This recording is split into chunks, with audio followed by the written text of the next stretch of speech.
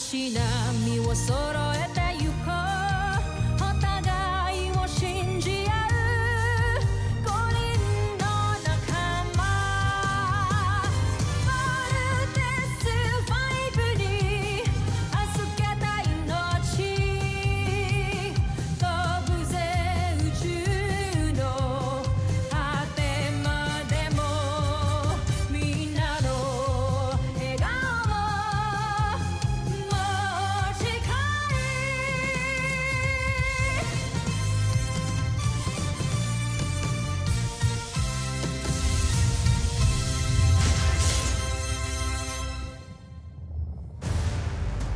ang nakaraan, The Voltes 5 Legacy.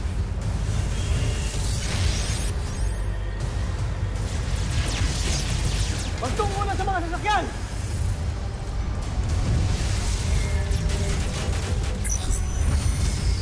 Kailangan mo na kaming iwan. Magkakasama tayong tatakas. Hindi ka pwedeng mamatay, kaya iwan mo na kami. Pinapangako ko, babalik ako para palayain ang mga alipin. Sumuko na ang mga alipin na nag-aklas kamahalan. At si Rotgar? Sa kasamaang palad ay siya'y nakatakas. Ako nga pala si Mary Ann. Welcome to our planet Earth. Saan planeta ka galing? Mula ako sa Buzan, ang aking tahanan na ginawang mapaniil na imperyo ng aming sakim na emperador. Meron silang ambisyon na sakupin ang buong kalawakan, kasama na rin ang planeta ninyo. Napansin ko na mahina ang inyong mga armas. Wala kayong laban sa Buzania. Kaya't panahon na para bumuo tayo ng isang matibay na depensa na tutulong sa inyo.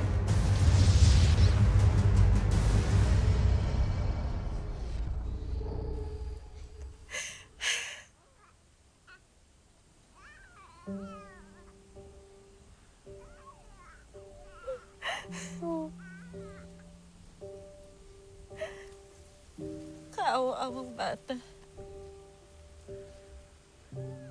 Di niya na yata makikilala pa ang kanyang ama. Rosalia, huwag kang magsalita ng ganyan. Hanggang hindi natin nakikita ang bangkay ng iyong asawa, ng aking anak, hindi natin masasabing patay na si Rotgar. Makakabalik pa siya para iligtas tayo. Oo, apo. Hindi tayo pababayaan ng iyong ama. Ano nga palang ipapangalan mo sa kanya?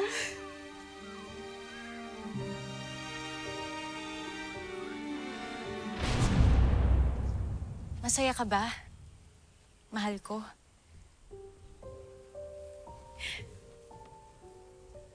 Mas masaya ako na makapaglilingkod ako sa Buzan. At sinisiguro ko magandang kinabukasan ng harapin ng ating panganay na anak. Ang susunod na emperador ng Buzan. Emperador na agad? Maaga pang aking pagbubuntis. Paano ka na kasi sigurong lalaki ang magiging anak natin? Sigurado ako. At pinaghandaan ko na ito.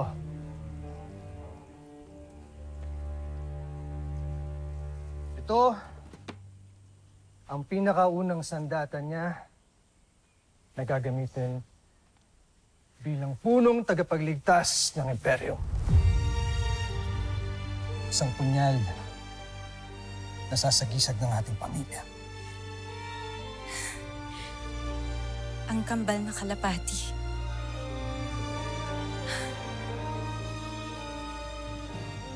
Kaya gandang regalo to para sa ating magiging anak.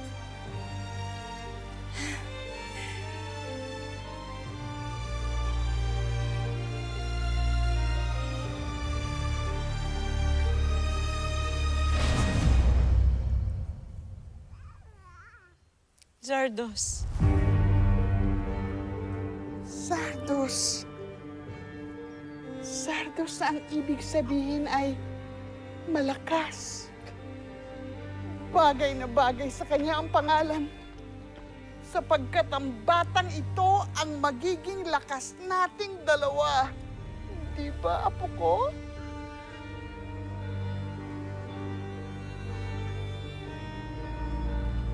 Rosalia? Rosalia? Rosalia, huwag kang antukin. Rosalia, labanan mo yan. Rosalia? Rosalia?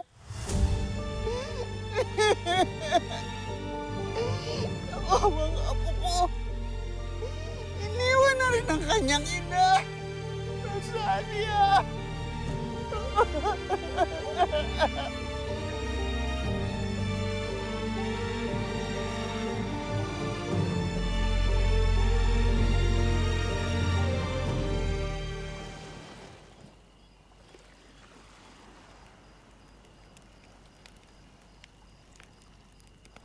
Kung nabubuhay lang siguro yung asawa ko,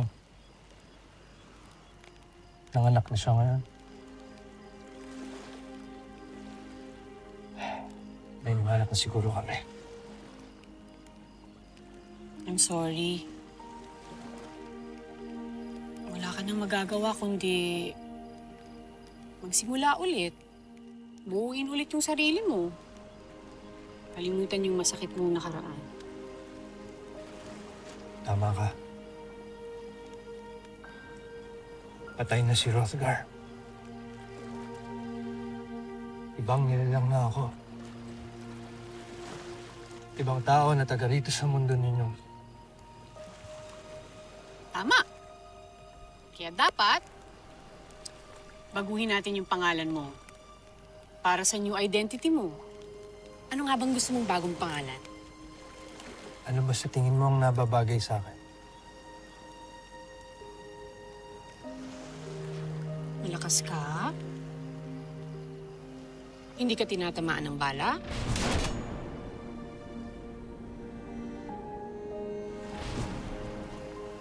Nakasurvive ka at nakarating ka dito sa planeta namin. So, your name should reflect that. Dapat din inspiring pakinggan. Strong. Arms.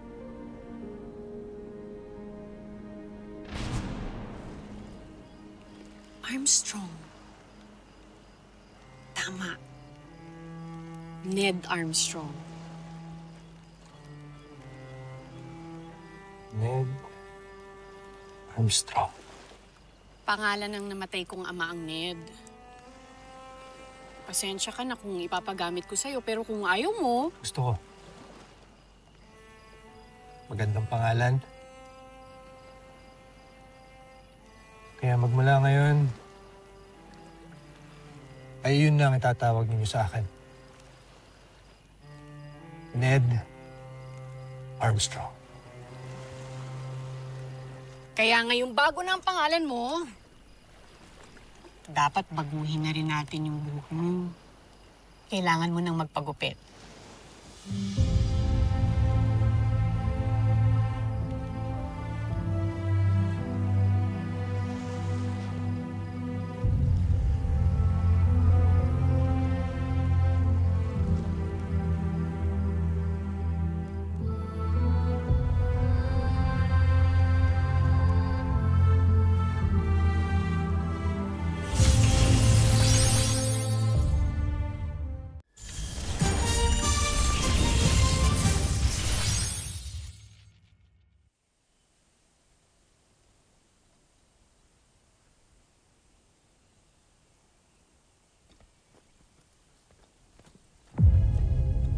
Gusto kong makita ang aking pamangkin.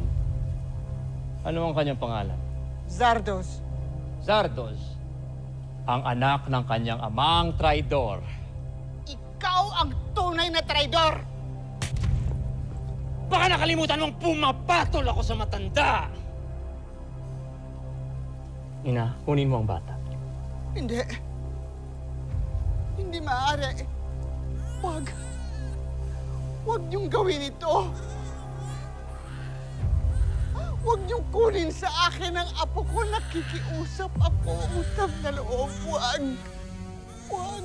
Fadsa, huwag ka mag-alala. Hindi ako papayag na mauulila ka sa kanya.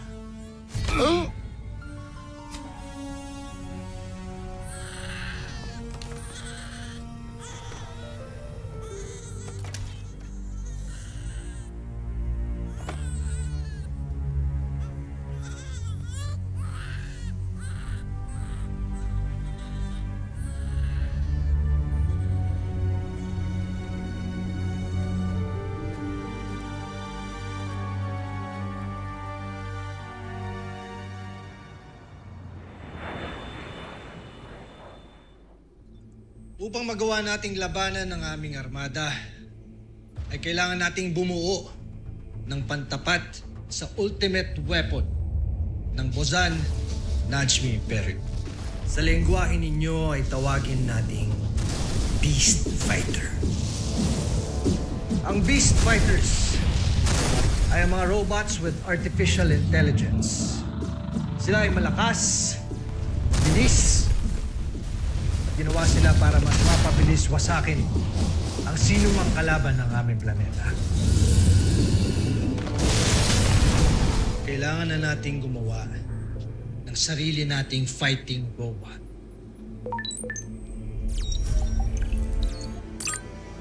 With what technology? Ned is a top scientist in Busan, and he knows the technology behind the Beast Fighters. With our help, he can engineer our own version of the Beast Fighters. And where do you plan to build this robot? An island would be ideal. Isang isla kung saan gagawa tayo ng kampo.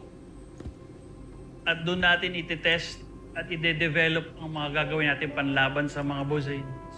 And I know a perfect place. Lieutenant?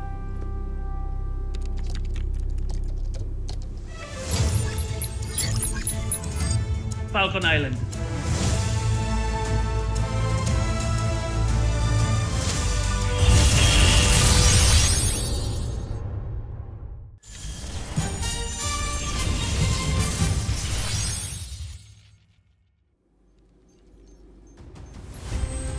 Ito ang ating magiging technical plans para sa ating ultra-electromagnetic Volt-in fighting machine.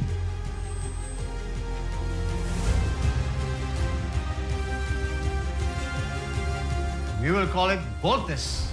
Voltes 5. Voltes 5? Dahil sa 5 sasakyang pandigma na bumubuo sa robot.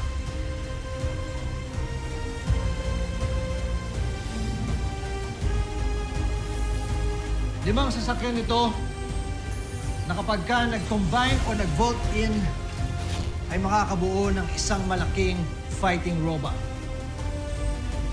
na siyang magliligtas sa planetang Earth.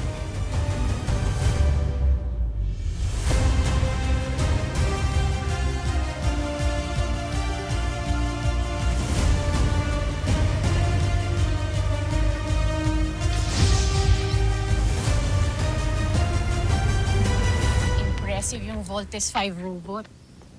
Ang galing ng idea mo. Inspired kasi ako sa'yo.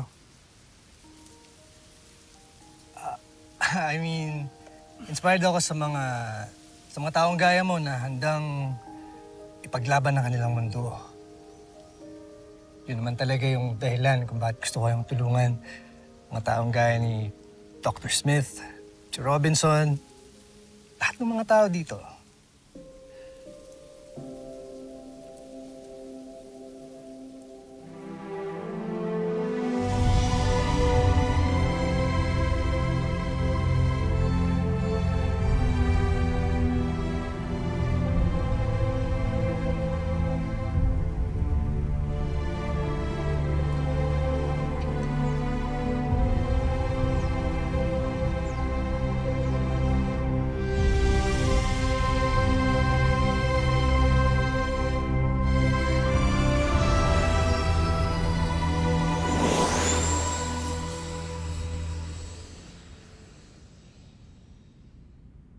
Anong ipapangalan natin sa anak natin, mahal?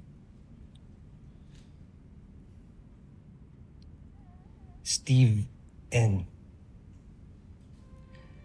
Isang mabuting pinuno sa salita namin. Steve N. Steven o Steve? Yes. Steve.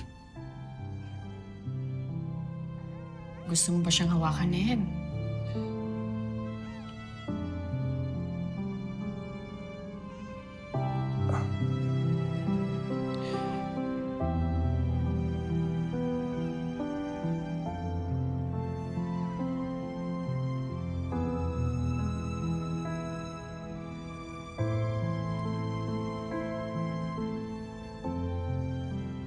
Steve, ipinapangako ko sa inyo ng mama mo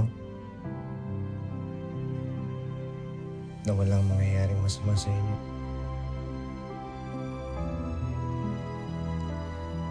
Sisiguraduhin ko na hindi mangyayari sa inyo yung sinapit ng mga mahal ko nun.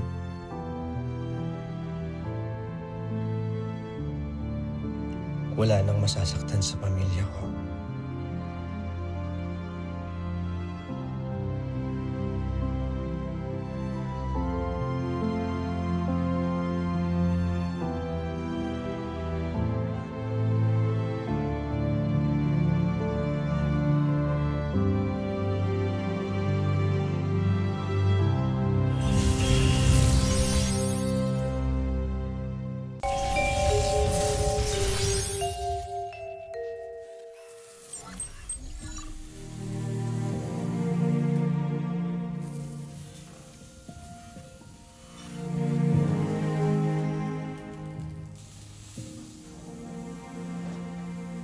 Mama, ano ba yung ginagawa nila?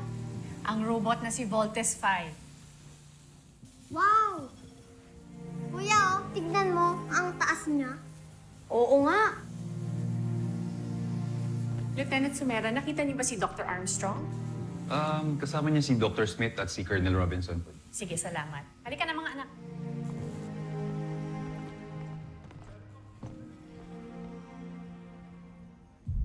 Well, Ned, your ship is finally fixed. Saan ba natin gagamitin ang spaceship na yan? Ito ang gagamitin ko para makabalik ako sa aking pinagawa. May mga pangako pa akong kailangan tuparin. Anong sinabi mo, Ned? Marian, Kailan mo pinaplanong sabihin sa akin ang mga binabalak mo? Kapag nasa ere ka na?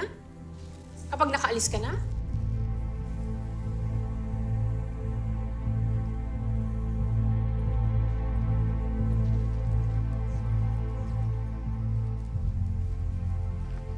Apa, aalis ka po?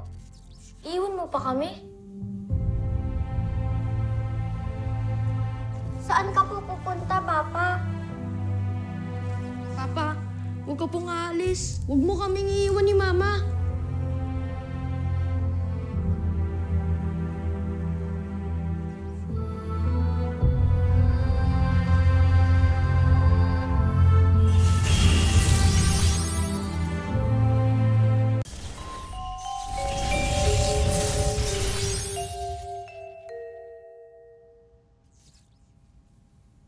Steve, Bert, hindi pa ako alis. Hindi pa sa ngayon. Hihintayin ko muna ng mga anak ang mama mo para makita ko muna ang kapatid ninyo. Pero sa ngayon, kailangan namin mag-usap ng mama mo kaya iwan niyo muna kami sandali, ha? Papa, pwede ho bang tingnan na lang namin yung robot na ginagawa sa kabilang hall? Sige. Go. Yay, tara, kuya! Bilis!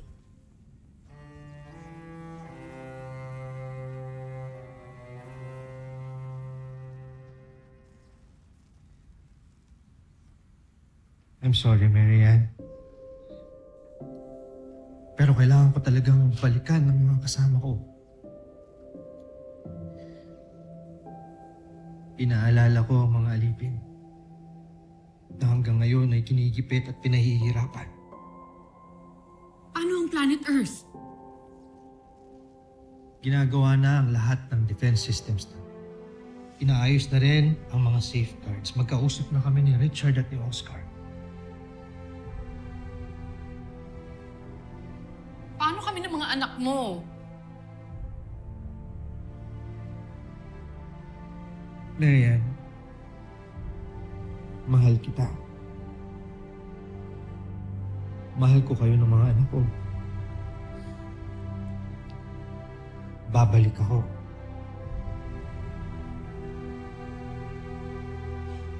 Hindi. Ayoko, natatakot ako. Baka may mangyaring masama sa'yo. Hindi ka aalis. Dito ka lang sa amin. Marian, walang mangyayaring masama sa akin. Pinapangako ko sa'yo. Babalik ako sa'yo. Sa mga anak natin, magiging buo tayo ulit. Ayoko na tuloy manganak. Kasi aalis ka na.